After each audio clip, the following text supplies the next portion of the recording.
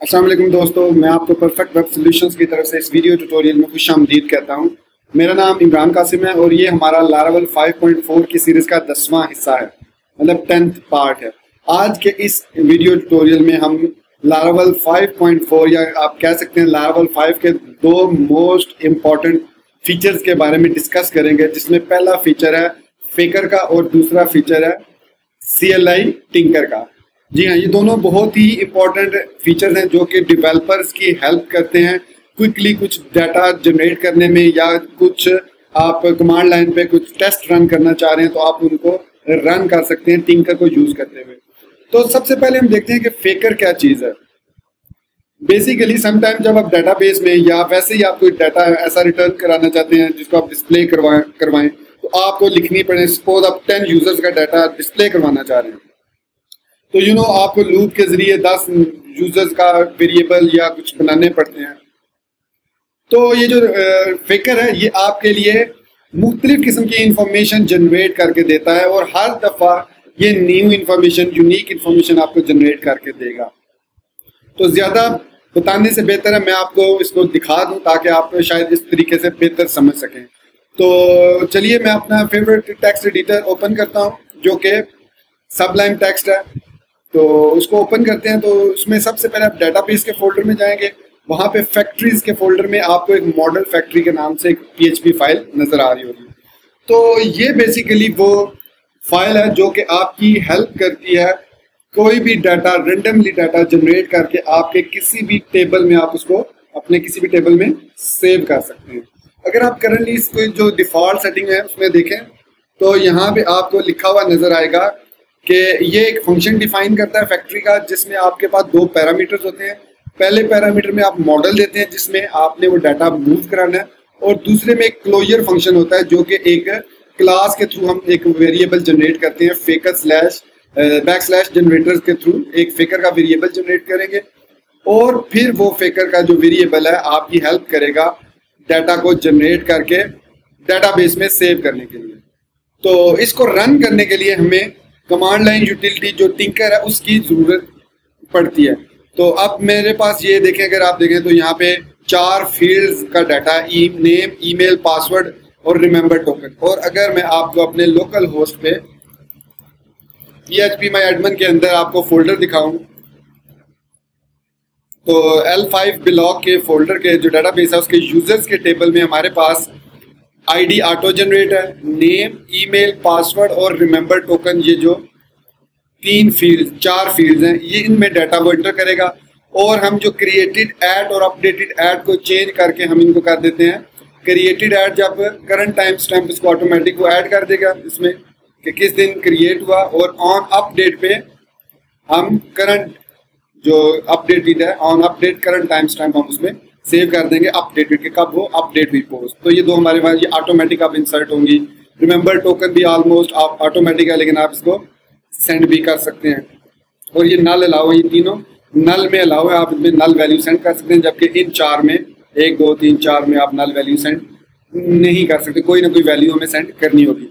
तो इसके लिए उन्होंने यहाँ पे ये क्लास बनाई और उसके अंदर ऐप यूजर का एक मॉडल जो कि आपको ऐप के अंदर HTTP ऐप के अंदर यहाँ पे यूजर नाम का ये मॉडल नजर आ रहा है। और इसमें उन्होंने 3 वेरिएबल्स डिफाइन किए हैं, एक प्रोटेक्टेड फिलेबल और एक प्रोटेक्टेड हिडन और एक यूज नोटिफिकेशन के लिए एक उन्होंने वेरिएबल को या क्लास को आप कह लें, ये देखें ये नोटिफिकेशन की क्लास है, इसको यूज किया। तो अब हमने डाटा को ऐड करना है डाटाबेस के अंदर। तो इसके लिए हम यहाँ पे आएंगे वापस डाटाबेस के अंदर और मॉडल फैक्ट्री के अंदर, और अब हमने इस कमांड इसको रन करना है ताकि डाटा ऐड हो सके। तो इसके लिए मैं अपने कमांड लाइन पे जाऊंगा। टर्मिनल कहते हैं, मैक में इसको टर्मिनल कहा जाता है और विंडोज में इसको कमांड प्रॉम्प्ट। तो ये मेरे पास कमांड प्रॉम्प्ट आ गया। इसमें मैं उस फोल्डर में जाता हूँ जहाँ पे मैंने लारावेल को इंस्टॉल किया। एप्लीकेशन के अंदर मैप का फोल्डर है, मैप के अंदर htdocs का फोल्डर, उसके अंदर L5 ब्लॉक का फोल्डर, और यहाँ पे मैं अब यहाँ पे PHP आर्टिसन की कमांड रन करके टिंकर लिखूंगा। PHP आर्टिसन ये कमांड है, PHP आर्टिसन टिंकर। तो जैसे ही आप इसको एंटर करेंगे तो यहाँ पे आपका आएगा PSY shell version 0.83 by Justin Hileman, और आपके पास यहाँ पे करंट PHP 7.10 का CLI वर्जन होगा। तो यहाँ पे आपको 3 एरोज नजर आ रहे होंगे। तो यहाँ पे ये इसका कमांड लाइन है, यहाँ से अब हम कमांड्स को रन करेंगे।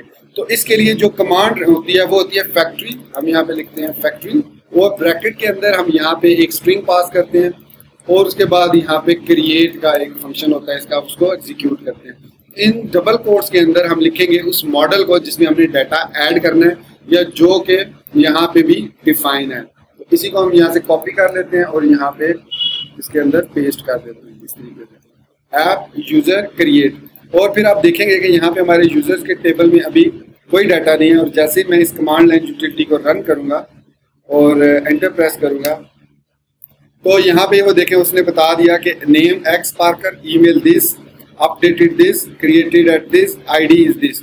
मतलब ये यूजर एक क्रिएट हो गया with ID 52, name x Parker और ईमेल eddie.hyundai@example.org। तो वापस चलते हैं डीबी में। तो यहाँ पे आप देखें तो वही आईडी एक्स पार्कर और एक हमारे पास एक यूजर जनरेट हो चुका है। हमने इसको सक्सेसफुली जनरेट किया, और यहाँ से इसके थ्रू टिंकर के थ्रू अगर आप एक से ज्यादा यूजर्स को जनरेट करना चाह रहे हैं, सपोज आप 10 यूजर जनरेट करना चाह रहे हैं, तो यहाँ पे इसका एक पैरामीटर है, कॉमा के बाद आप उसको नंबर ऑफ जनरेशन यहाँ पे बता दें कि नंबर ऑफ यूजर्स बता दें कितने जनरेट करने हैं। मैंने यहाँ पे 10 लिखा, तो एंटर किया, तो अब यहाँ पे आप ये देखें 52 लास्ट था, तो 53, 54, 55, 56, 7, 8, 9, 60, 61, 2। तो अब उसने 10 और जनरेट कर दिया। अगर हम यहाँ पे इस यूजर को ब्राउज करें दोबारा, तो यहाँ पे अब 11 यूजर्स हमारे पास हो चुके हैं, और हर एक की unique email, name, password, remember token, ये उसने ऑटोमेटिक हमें जनरेट करके दे दिया। तो इस तरीके से हम फेकर को और टिंकर को यूज करते हुए रैंडम डमी डाटा अपने डाटा टेबल में ऐड कर सकते हैं।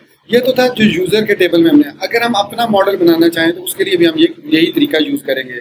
सपोज मैं यहाँ से टिंकर से एग्जिट होता हूँ, और यहाँ पे मैं PHP क्लियर पहले कर रहा हूँ, PHP आर्टिसन मेक मॉडल अब मैंने बनाना है पोस्ट का, ठीक है। उसके बाद इसकी मैं माइग्रेशन भी बनाना चाह रहा हूँ, कंट्रोलर भी बनाना चाह रहा हूँ, और रिसोर्स भी। तो MCR या RCM या CMR, जिस तरीके से भी आप इसको लिख के एंटर करें, तो थोड़ी सी देर बाद आपसे वो यहाँ पे created migration, model created successfully, migration created successfully, और कंट्रोलर क्रिएटेड सक्सेसफुली। अब हम वापस जाते हैं और माइग्रेशन के टेबल में जाएंगे पहले। तो माइग्रेशन का हमारा टेबल डेटाबेस के अंदर होता है। तो यहाँ पे हमें ये एक पोस्ट टेबल की माइग्रेशन क्रिएट होगी, उसके अंदर 2 डिफॉल्ट वैल्यू। अब हमने यहाँ पे सपोज एक स्ट्रिंग ऐड करना है टाइटल का, क्योंकि हर पोस्ट का एक टाइटल होता है, फिर उसकी एक बॉडी होती है। तो स्ट्रिंग टेक्स्ट हम रख देते हैं यहाँ पे, और इसका नाम दे देते हैं बॉडी, ठीक है। अब ये हमारे पास पोस्ट का टेबल क्रिएट हो गया। अभी हम एक्स्ट्रा फील्ड यहाँ पे ऐड नहीं करते कोई भी। हम देना चाहें तो हम यहाँ पे यूजर आईडी भी दे सकते हैं। सपोज हम यहाँ पे अगर एक table integer into user ID, तो अब ये हम इसको यूजर के टेबल के साथ लिंक भी कर सकते हैं, मतलब वो 1-to-1 में या 1-to-many का रिलेशनशिप भी क्रिएट कर सकते हैं। अब मैं लिखूंगा PHP आर्टिसन माइग्रेट। तो क्रिएटेड पोस्ट टेबल सक्सेसफुली। वापस डीबी में चलते हैं, यहाँ पे देखते हैं डेटाबेस में। तो यहाँ पे पोस्ट का टेबल बन गया, और उसमें वो स्ट्रक्चर भी बन गया जो हमने title, body, user ID, created add और अपडेटेड ऐड की फील्ड्स भी ऐड हो गए। तो अब हम इसमें डाटा ऐड करना चाह रहे हैं, डमी डाटा। तो इसके लिए हम क्या करेंगे, वापस आएंगे हम फैक्ट्रीज के टेबल में, और मॉडल फैक्ट्री के अंदर हम इस सारे कंटेंट को कॉपी करेंगे एज इट इज, और यहाँ पे हम पेस्ट कर देंगे। पेस्ट करने के बाद यहाँ पे जो चेंजेस करनी है, सबसे पहले हमें ऐप यूजर की बजाय अब मैं मॉडल यूज करना है पोस्ट का। तो यहाँ पे पोस्ट कर देंगे। बाकी अब हमें पोस्ट का पता है, एक टाइटल है, एक उसकी बॉडी है। बाकी 2 फील्ड्स ऑटोमेटिक हैं, और जरूरत नहीं है बॉडी और टाइटल। और तीसरी हमारे पास है यूजर आईडी। अब चूंकि हमने यूजर ऑलरेडी क्रिएट किए हुए हैं, तो हम यहाँ पे अभी उनको लिंक नहीं कर सकते डेटाबेस के साथ, ठीक है। तो इसके लिए अभी हम उसमें उसको नल ही रहने देते हैं। मतलब अगर हम देखें तो यूजर आईडी को हम चेंज कर देते हैं, अलाउ नल कर देते हैं फिलहाल यूजर आईडी को, ताकि उसमें नल वैल्यू की हमें जरूरत नहीं है उसमें एंटर करने कुछ भी, क्योंकि अभी हम टिंकर और इसको देख रहे हैं यूजर फेकर को। तो अब हमने यहाँ पे ये स्टैटिक पासवर्ड की भी हमें जरूरत नहीं है।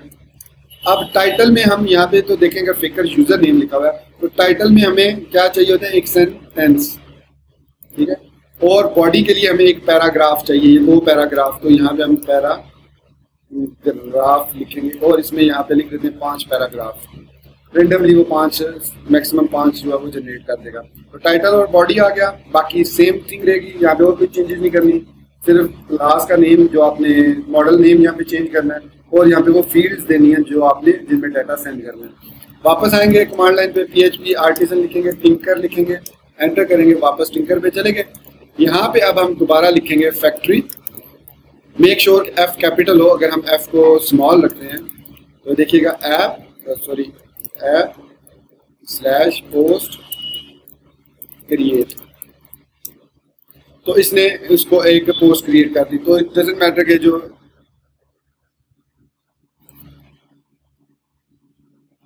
इट डजंट मैटर कि वो छोटा है या आप कह लो कि ये जो है छोटी है या बड़ी है, it doesn't make any difference. तो यहाँ पे हमने इसी तरीके से हम यहाँ पे फैक्ट्री लिख के यहाँ पे 10 लिख के एंटर करेंगे तो 10 पोस्ट जनरेट हो गई।